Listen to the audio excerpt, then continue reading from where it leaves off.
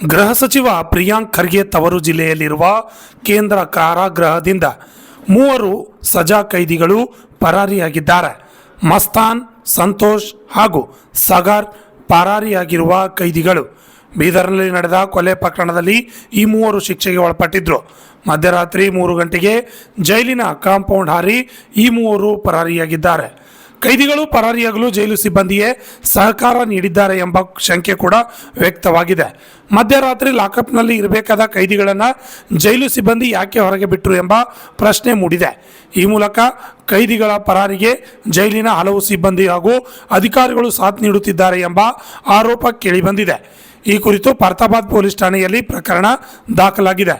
July 3ರಂದು ಸಹ ಜಿಲ್ಲೆಯ Afzalpur police ಠಾಣೆಯಿಂದ POCSO ಪ್ರಕರಣದ ಆರೋಪಿ ಮಂಜುನಾಥ್ ಪರಾರಿಯಾಗಿದ್ದ.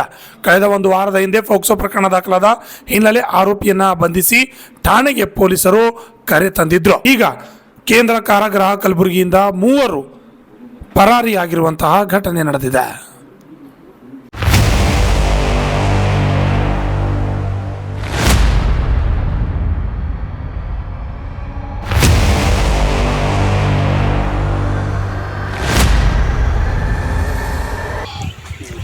ಈಗನು ಚಲೋ ನಾನು ಚಲೋ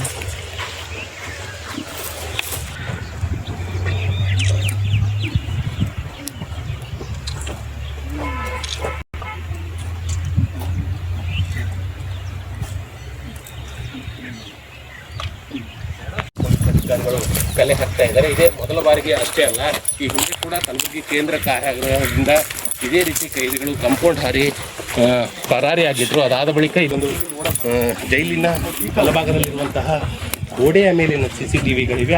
ಶಾಲೋರು ಗಮನಿಸ್ತಾ ಇದ್ದಾರೆ. ಸೊ ಯಾವ ರೀತಿಯಾಗಿ ಚಲೋ